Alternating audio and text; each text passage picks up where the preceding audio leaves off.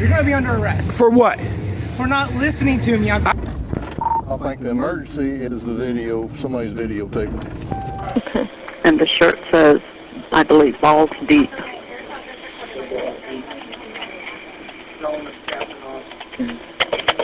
He says his name is Captain Awesome. Hey guys, Rogue Nation here with you. The video that we're watching tonight comes to us from Eye on Margate. It's the city commission meeting that they had the other night. I'm going to go ahead and let it play. I'm going to be in the chat here with you for the premiere. And at the end, I'll go over some stuff about this with you. Alright? So let's get into the video. Okay. Next, we are going to go to item 7A, discussion and possible action. With that being said, I know there are people here that want to speak on this item, and there are commissioners here that want to speak on the item. Chief, I'm going to allow you, if you want to speak first, you're more than welcome to come speak. And then commissioners, you can play it however you want after that. Good evening, Joe Galaska, Chief of Police. I'd like to begin by offering my sincere apologies to anyone I may have offended with previous text messages due to my poor choice of words. Approximately a year and a half ago, I communicated with somebody whom I believe to be a friend. I deeply regret any unprofessional remarks I made about others. It's important to note at the time I had been in the role of chief for about 6 months and still learning a lot of the nuances of the position. It's worth considering that I was speaking to someone whom I believed I could confide in as they encouraged me to vent to them. However, I now understand the lines can become blurred, especially after spending decades working closely with colleagues. You begin to feel like friends. The hard reality is that they are employees first. As chief, I recognize the expectations of professionalism are high. I take full responsibility for falling short in that regard. I want to clarify that my expressions of frustration were not reflective of my professional decisions. I never allowed my personal feelings to influence my actions. In fact, despite the incident, I promoted an individual in question and trusted them with important projects such as our peer counseling and critical stress management program. Regarding recent events, it's unfortunate that some individuals have chosen to exploit this situation. I urge those who are quick to judge to consider the facts before making assumptions. So here are some facts that are not opinions of few to demonstrate the allegation that I have bias against female employees. There is a movement amongst law enforcement for females in the occupation called 30 and 30, and that's trying to get 30% of female employees in law enforcement by 2030, because currently in the nation there's 12%. Ashley Moody put an article out that Florida is doing better than that. And she had indicated that she encouraged women to join the law enforcement ranks to help Floridians keep Floridians safe. According to the Department of Law Enforcement, the record 7,410 sworn female officers in the state make up 16%.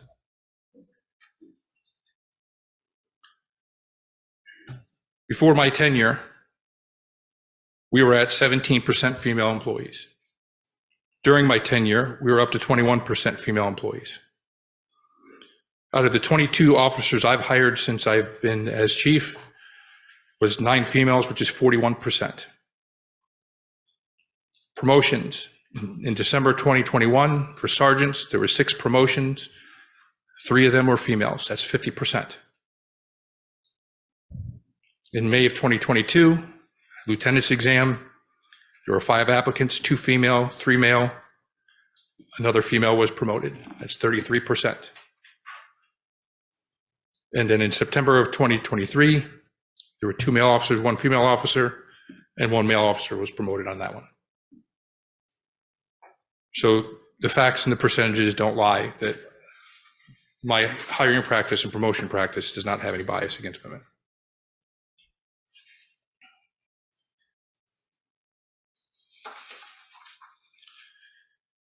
Now to address a broader issue. When I assumed the role of chief of police about 2 years ago, it was not a seamless transition. I was handed a broken department, broken culture, We're riddled with issues. Transforming the culture of a police agency is a gradual process that requires time, resources, and support. And unfortunately, despite my repeated requests, I did not receive the necessary assistance I needed to successfully implement the changes I wanted to make. I want to emphasize that I'm not here for personal gain, but rather because I'm committed to making a positive difference in our community. Despite the challenges and setbacks, I remain steadfast in my determination to effect change. However, I cannot do it alone. I need your support and cooperation to move forward. I believe with your support and willingness to listen to my proposals, we can gradually transform the culture of our police agencies for the better. The decision to continue pressing forward rests with you, but I am hopeful that together we can make a lasting impact. What this incident also has showed me throughout the period of time that this has been going on is it outlined a lot more dysfunction that we even realized was there. So there is a lot of work to be done. And I'm more than willing and ready to continue to try to make the positive changes that I've been trying to make for the 2 years I've been here. But I was not handed the keys to a brand new Mercedes. I was handed the keys to a lemon from a junkyard. So I'm trying to help reestablish something. This is a step back, and often there's a step back and a step forward when you're trying to make change. But I'm committed to trying to do the best I can, as I always have for the city. Thank you. All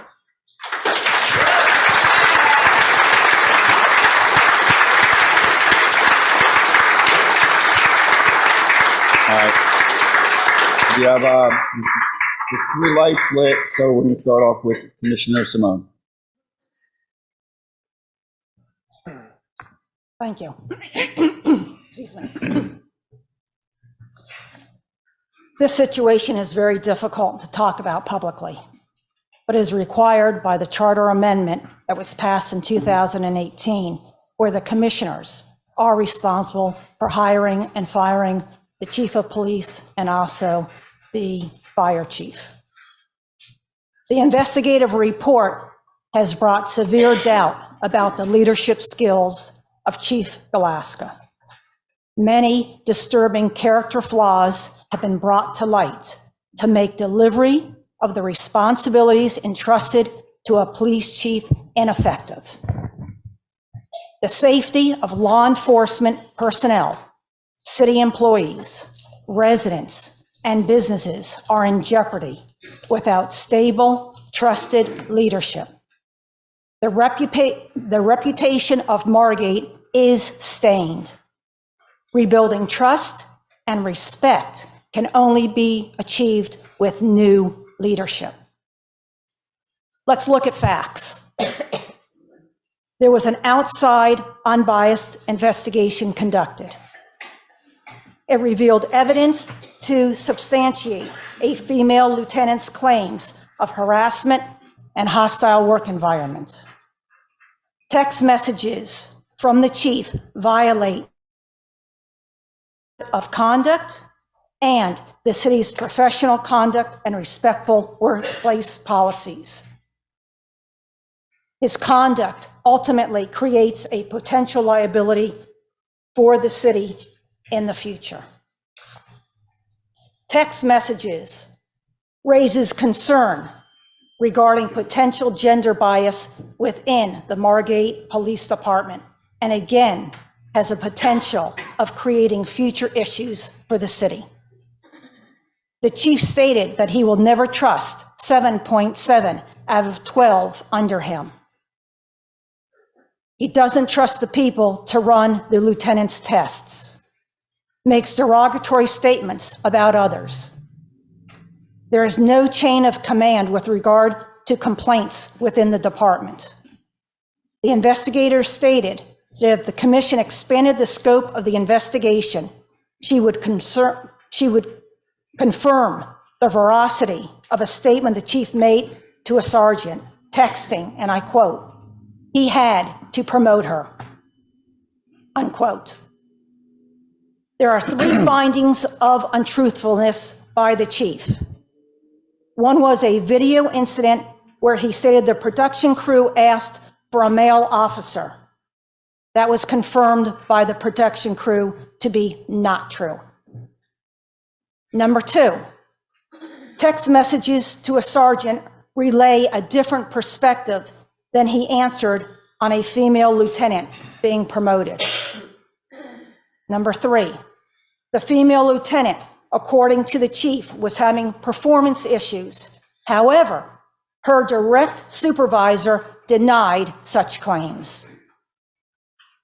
This isn't the first time complaints of a hostile environment and retaliation have surfaced.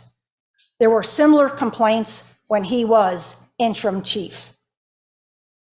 The investigator recommends an additional investigation be conducted due to potential gender bias within the department. 2 separate votes of no confidence overwhelmingly passed throughout the command staff and officers. 3 reports, all naming chief's involvement in various disconcerting ways. There have been 3 reports. The training on the city's policies and procedures was August of 2023. The training was entitled Workplace Harassment and Bullying, Managing Threats to a Respectful Work Culture. And the second training was Diversity in the Workplace. At least 1 text message sent September of 2023 from the chief was just 1 month after this training. Those were the facts taken from the investigative report. Facts don't lie. In my research, Police Chief Magazine had an article about essential qualities of effective leaders. The Police Chief Magazine listed integrity as an essential attribute, and I quote, "The strong morals and honesty demonstrated by a leader with integrity will enforce the agency's mission statement and the community's expectations of professional policing. Without integrity, there is little hope for trust and legitimacy to be perceived by the officers or the community," unquote. Traits that have come up consistently in researching the characteristics of a chief must have to be a good leader listed the following: integrity, ethics, supportive, transparent, inspiring his or her people to achieve, compassion, self-awareness, courage, respect, honesty, accountability, and team building. I have no ill will towards the chief. I had left the running of the department up to the chief. A chief should be above board in all words and deeds. He sets the standards for others to follow.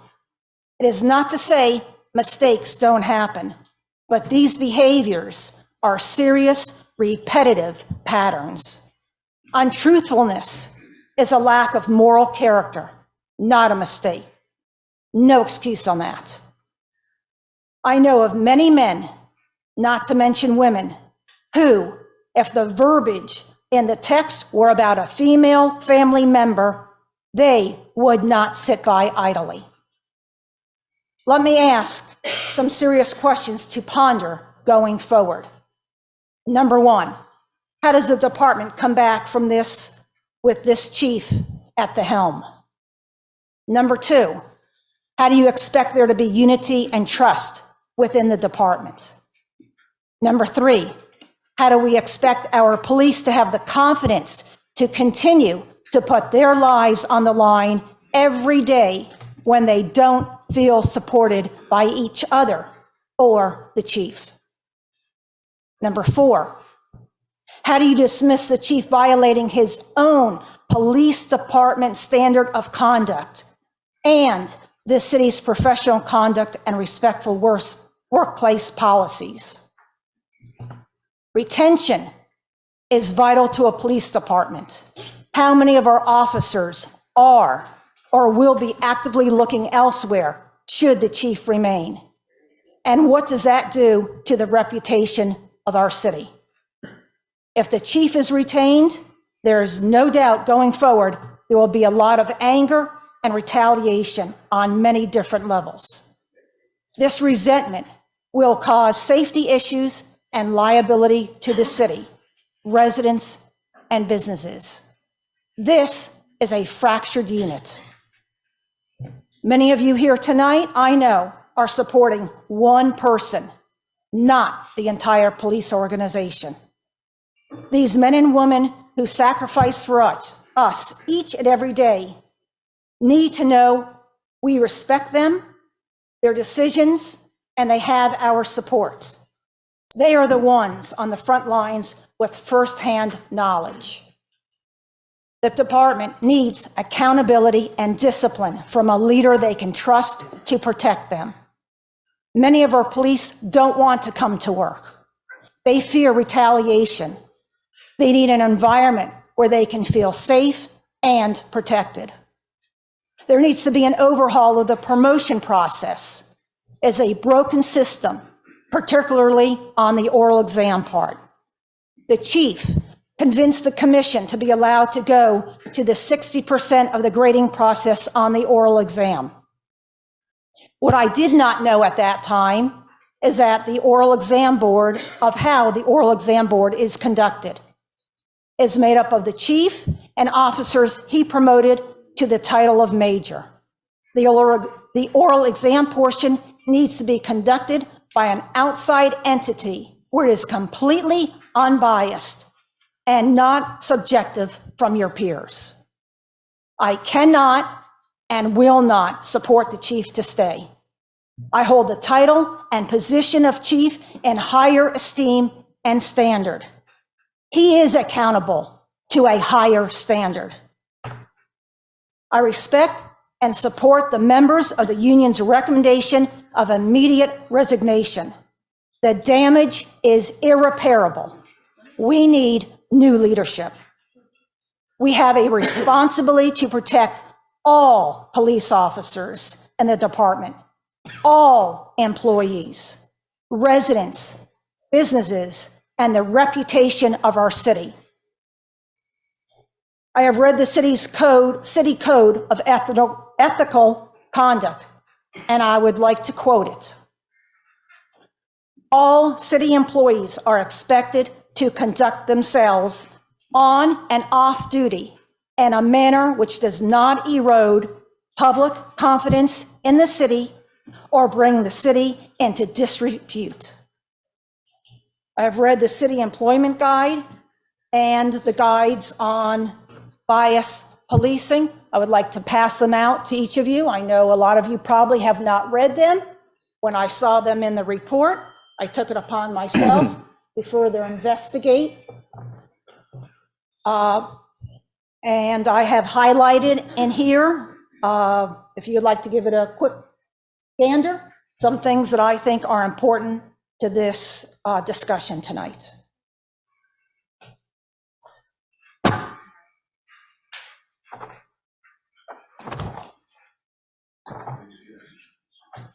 There's, oh, sorry. I just want to make sure there's enough Yeah. for everybody. Should have one on, yes. You should have two different ones on the bias policing. But these are Yes, I do. And also, I am passing out the City of Margate employment guide with the areas on ethical standards, professional conduct. You did say on and off duty, right? I did. It Okay. is in here. If you'd like to see it, right here on the very first page. No, I'm going to ask you about that in a minute, but that's okay. Respectful workplace and technology use and security. And also the last page is an employee acknowledgement form showing that all employees need to read and understand these employment guides.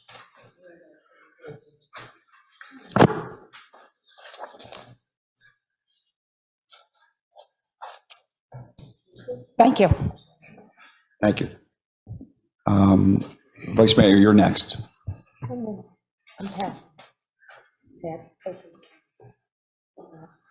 Just want to make sure the clerk gets the copy. Everybody got Are it. there two of these? Give him my copy. Okay, two of these put together? They're all different. They're different taxes. Okay, you know what, they're like, They're all clipped separate. The Yeah, whole that's, packet that's right. clipped is one packet. okay, okay. All right, Vice Mayor. Those of you who know me know I rarely write something down. Today I did. And not speaking for anyone else, I will tell you that over the last week and a half, although I haven't lost a pound, I haven't eaten, I haven't slept, this for me is a big deal. So I'm going to read you what I wrote so that I say exactly what's been going on in my mind for quite a while.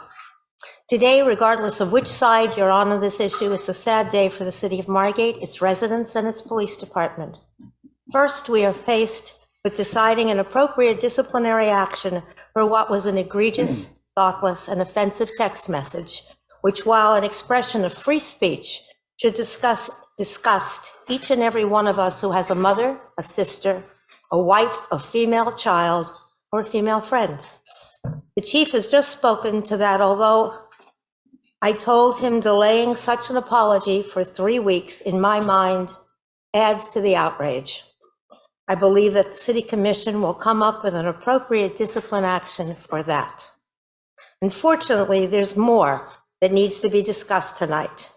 It goes without saying that when Joseph Galaska was appointed chief, he inherited a department with problems that he was aware of, and although I think we thought that his was a temporary appointment, I don't believe that the commission received any complaints that would indicate that many of the old issues still existed. Unfortunately, I now know that that's clearly not true. The text messages uncovered during the independent investigation have opened up a Pandora's box of other systemic and toxic issues within the police department.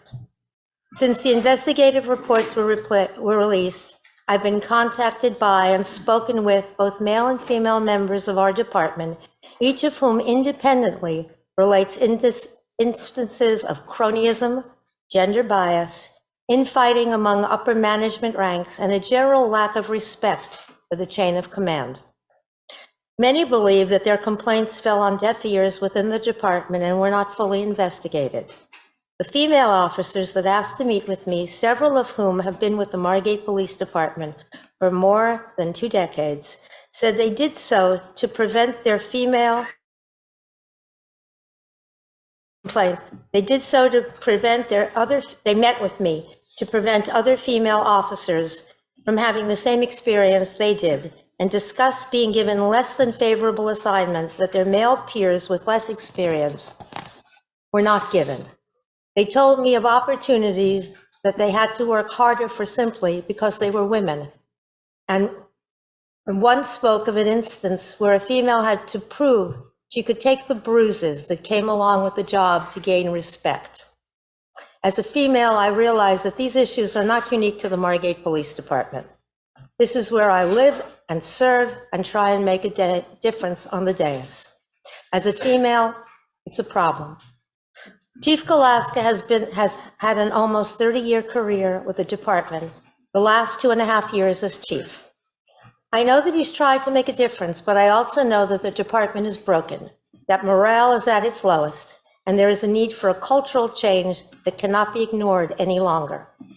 I've been told that if there is no change, we may see a mass exodus of over 20% of the young members of the department who have watched the previous chief's regime be replaced by a new regime, and believe those of them which make up the majority of the rank and file have been ignored and abandoned.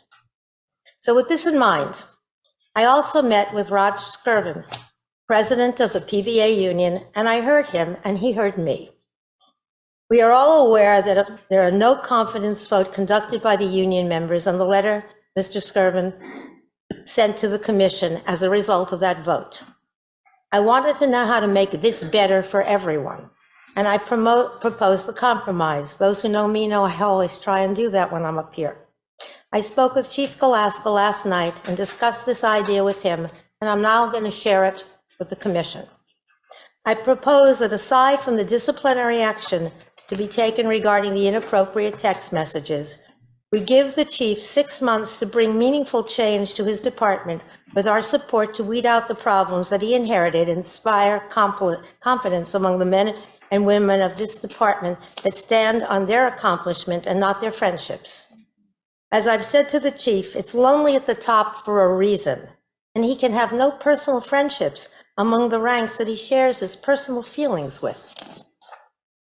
This is also what I proposed to the union president, and he agreed it was possible. We need to learn from our mistakes and never repeat them. I would also like to ask Mr. Skirvin to come up and speak now, but before, I look to an end to this with an amicable and palatable solution for all sides and an opportunity to change in the right direction.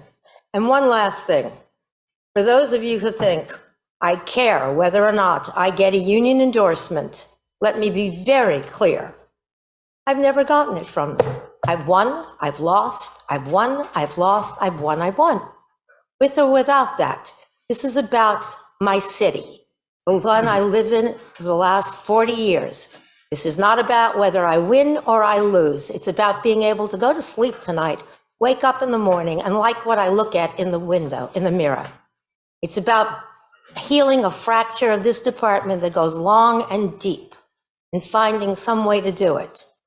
Quite frankly, if in 6 months that isn't done, I vote to bring somebody in from the outside, because I can tell you right now, I will never vote to promote from within, because that's not systemic change. That's just deepening a chasm we already have. You need somebody who has no alliances, no friendships, and no desire to do anything but make our city better. And with that, if it would not be a problem for you and Mr. Skirvin would like to get up and say something, I would. Can I ask you a question? Oh, sure.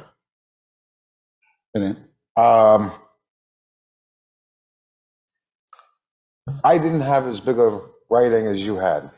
Mine is going to be real quick. You didn't do it at 6:15 before. All right. I think Man, a few words. that we should suspend the chief for a month without pay.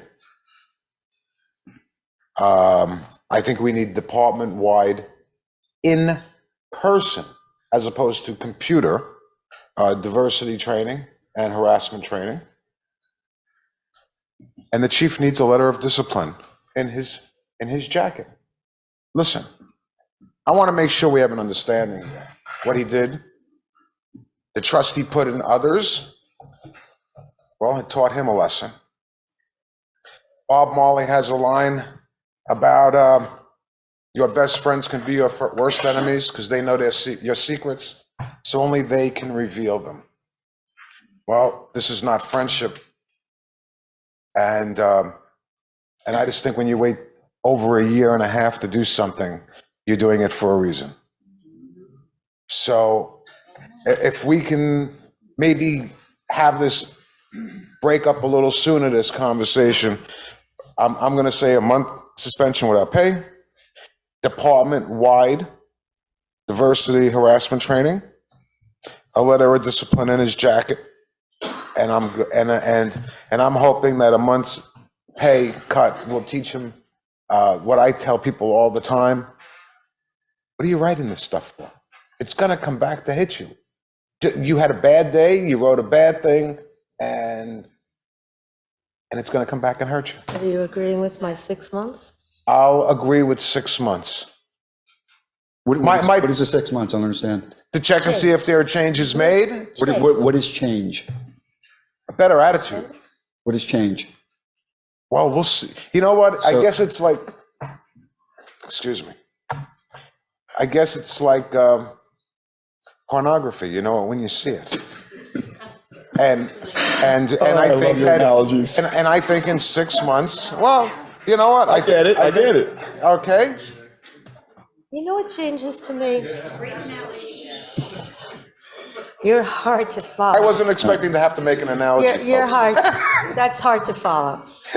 I think change is recognizing the fact that your friendships change, possibly the people you rely on change, and that, you know what, we should not be the last people to know. And I recognize the charter doesn't give us the right to do anything other than hire, fire, and discipline, because the chief works for the city manager. So let me say to the city manager that if this comes to you as it should based on the hierarchy, you sure as heck better tell it to us. Because we shouldn't be sitting here having this conversation after the fact, or after 2.5 years, or after 2 years before that, that I had the pleasure of reading those books. Shouldn't happen.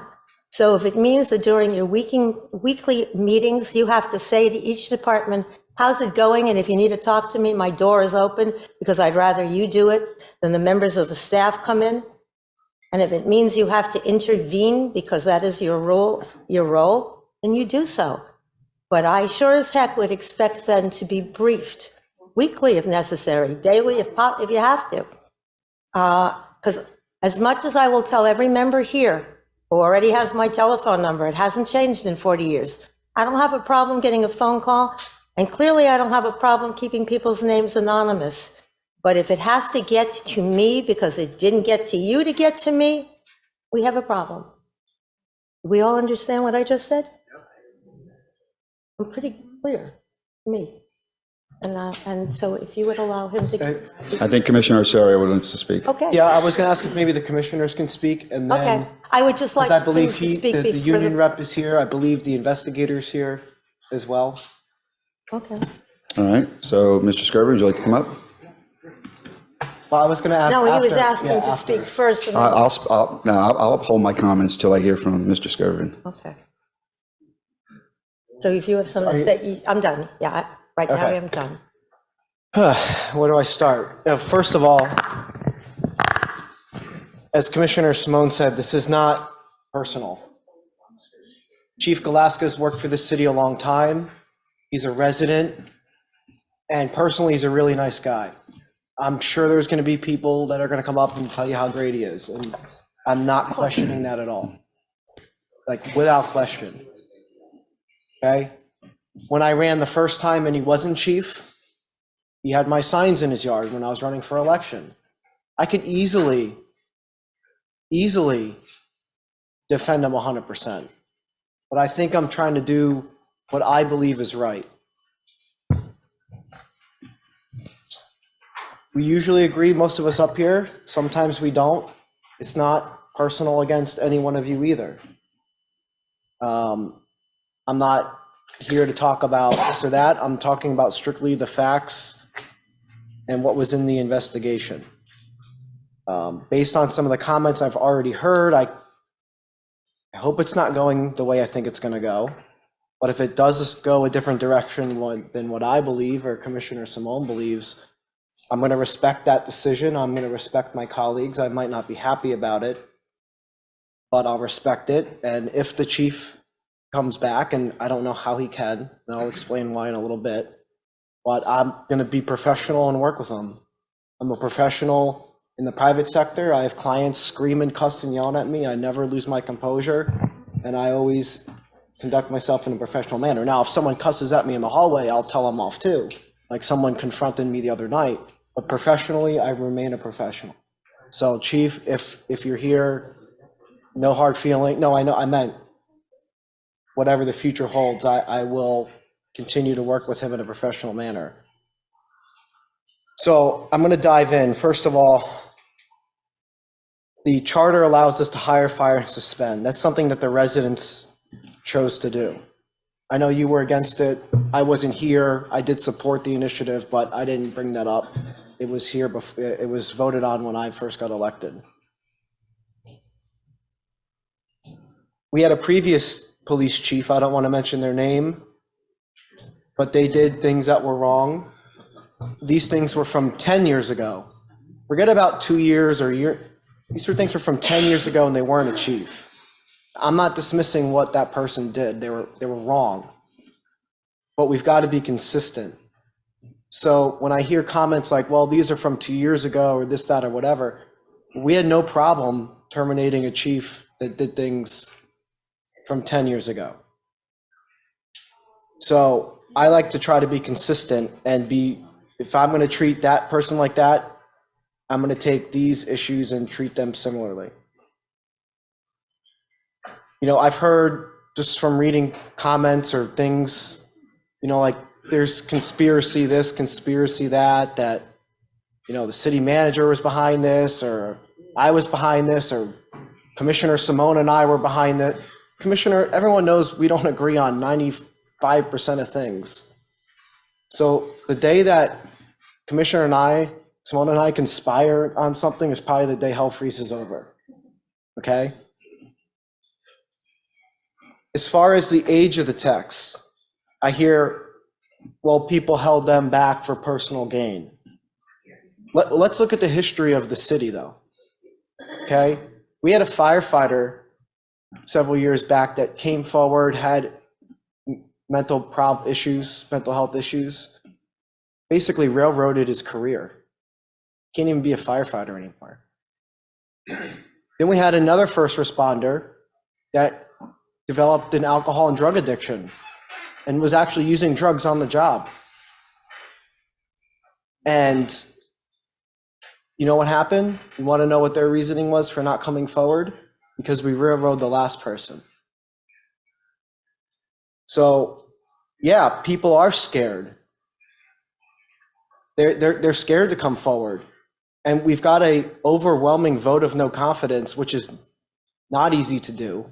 I know it's easy to throw that term out, but to actually successfully have a vote of no confidence, I mean, I've been here, people have been here longer than me, but I don't think this has ever happened before. This is not something that you could just, oh yeah, vote of no confidence. So they're scared to come forward because even with a vote of no confidence, even with outrage of the department, it seems like it's just going to fall on deaf ears. I've heard that it's because they didn't get raises or promotions. This has nothing to do with that. Whoa. Say that again? I heard that this was about raises and promotions. Mr. Skirvin will answer that when he comes up. Yeah, no, listen, this is what I see online, I hear, I read, okay?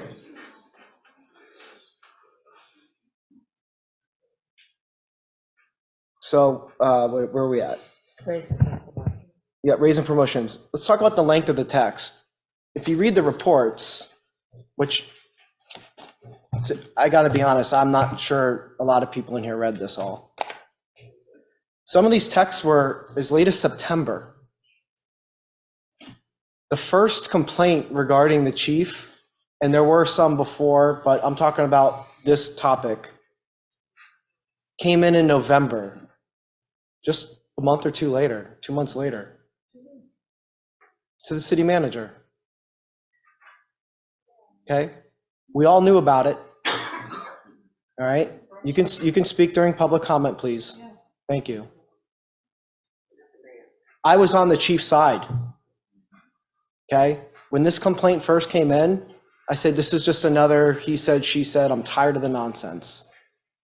And there was consensus because I know Cale asked all of us, and a letter was sent back to that officer rejecting the investigation, basically saying, you got to come forward with evidence. We're not going to go off of hearsay.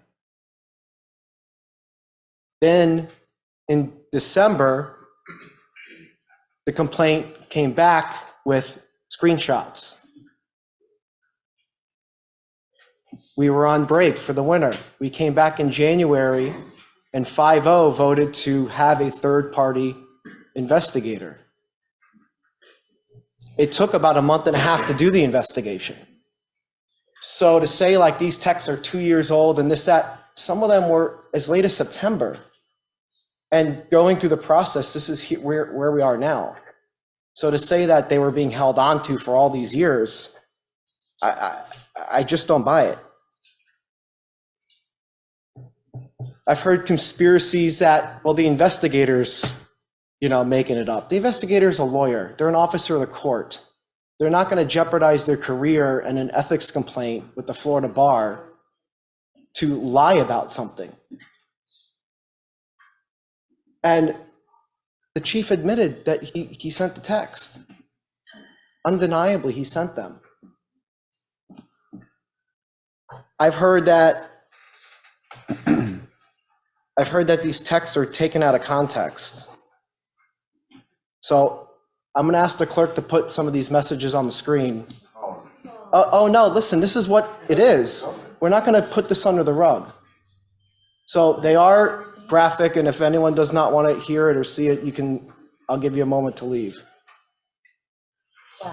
Okay? It's not wow, though. This is something that our chief of police sent, undeniably. And I'm not going to just sweep this under the rug. However, you could have redacted the name, because I can't read it from here anyway. You could have redacted the name and the word. This is all public record. Okay. Okay? And I will apologize to the person sitting here who's going to have to see that again, who lived through it 2 years ago. Well, then lived take through it action now. then and work out a 6-month read. agreement. It's ridiculous. Okay. You know what? The 6 month was to allow somebody to leave the department. This is no win-win, no matter how you do it. But to leave the department attempting to do something that should have been done for a long time, and then just plain leave the department. But what are you talking about? To do what? What's he going to do? How about it's time to clean a house? First of all, he can't just clean house. There's union contracts and And that's protections. why the union might get up and say there are ways to do some of these things, because regardless of whether a union member, I would assume there's a certain amount of ethical conscience here. If I'm wrong, Listen, I'll hear that. If I'm wrong, I'll hear that. I don't want it, our purview is not. And I'm sorry to interrupt It's you. Go okay. ahead. Our purview is not the individual officers. That's not in our authority. Do I believe some of them should be reprimanded and broke policy? There is policy in there that if they are aware of these things, they're supposed to report it, so it doesn't sit and fester. Within a reasonable But amount of time. that's not something that I have the authority, or you or anyone else up here other than Kale to deal with. So, if the messages aren't going to play, I'll read No, them. they're up there. It's not on my screen. Oh, they were.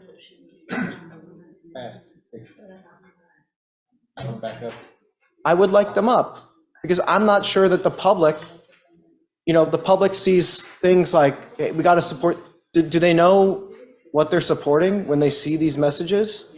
Well, maybe they don't, and you can read them and let us know what we're really talking about.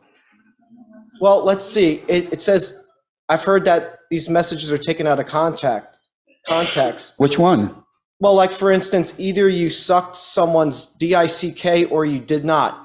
LOL, that's pretty funny, but it's true. Is it true? How do you take it out of context? Is it true? Listen. Who are you referring to? And who are you referring to? And who is it? I said that I'm not going to disrespect anyone up here. But you're or raise using my this. voice. Using it. This is what the. Excuse me. Excuse me. Excuse me. Excuse me. Shh, guys, stop. Hold on. Listen. This is real life city business, not what you heard on Facebook or read somewhere. Okay, this is what our chief of police wrote in a text message. Maybe he was a friend, but you know what? He's a city employee, and he said them while he was chief. Okay, so that's one of them. You're talking about using a male over a female to handcuff someone. You're calling another officer a pussy. You're telling in another thread here that so-and-so and so-and-so can go suck each other. It's disgusting. I don't understand how we're even debating this. If this was any other person, if it was me, y'all up would be dragging me out of here right now, and you know it. And I'm not mad at anyone here. There's people here that have supported me. There's people that I work for, okay? And I'll still respect all of you regardless, okay? So, but I want everyone to know when they wear that pin or they come in here and wear blue, you want to support the police? Listen to them. You calling out here, you said to listen to our employees. You said it at multiple meetings. Listen to our employees. I wasn't talking about the police. Oh, Well, so we could pick and choose? So I am listening to our employees, okay? I would like, and I'm not gonna make the motion now, but at some point I will, it's probably not gonna go anywhere. I was trying to get a compromise and a voice of reason here. You know, if it was me and I knew I had all the votes, I would terminate with cause. It's easy. It's right here in the investigation reports. There's also a criminal complaint that is with the FDLE and the state attorney. They have it. They're looking at it. So you talk about the chief coming back. I have a feeling, a strong feeling, we're going to be up here again. And it's going to probably be worse. And we got another complaint today. At some point, you got to do what's best, as you said, for the city. What's best for the city is for the chief to resign. And he's not going to do it. I'd like to see his contract terminated, no cause, 10 weeks. Thank you for your service. I just don't see how the city moves forward when you've got a majority of the department and command staff that don't have confidence in him. Others, I mean, it's not just, I mean, the chief of police has to work with other departments. There's other females in this in this city. And it's just, it's not the right thing. It's just, look, I'm just speaking what I think is the right thing to do. So again, I'm going to respect the wish of the commission and try to work in a professional manner, but I know that I can sleep at night sticking up for the men and women that are sitting up here, that put their life on the line for us. And you know what? Because they're professionals, they may not be able to clap and cheer and come up here like everyone else. So I feel like I have to be a voice for them. And I'm sure I'll have more things to say or ask as the union and the investigator come up here. I appreciate everyone listening to me. And again, I'm just doing what I think is right. And this is probably one of the hardest things in 5+ years I've been up here that I've had to deal with. I'm sure it's not easy for anyone else. So that's it. All right, guys, you saw that. There's a lot more to these meetings. It was over 5 hours long. There's no way I'm going to try to play all that stuff for you. But the chief got a vote of no confidence from the union, from about 75% of his officers and a big percentage of the staff, like the sergeants, lieutenants, and majors, also voted no confidence for this guy. And the city still allowed him to keep his job, as amazing as that sounds. Now, I did a story on him a couple days ago. YouTube took it down. I will include the links that I included in that video in this video. They'll be down in the description. That way you guys can see for yourself the text messages and the report, the internal report that was done about this chief. So that way you folks have a clearer picture. But thankfully, the chief, the next day after the meeting where they voted to keep him and, see how he's doing in 6 months, that BS, he resigned the next day. And of course we know why he resigned. He wanted to keep his benefits and his retirement and stuff like that, which is included in the letter, which I'll show on the video here. And just ridiculous that the city was even willing to keep him. That's the level of corruption that's going on down here in Margate, Florida. If you guys haven't seen the channel or been to the channel, he's only got 3 subscribers, me being one of them. Definitely check out Eye on Margate. Let him know we appreciate his steadfast participation in keeping these guys in line, and see if there's any issues that we can help them out with later on in the future with these obviously career corrupt politicians. So that being said, guys, thanks for watching. I'll catch you on the next one, and we'll see you.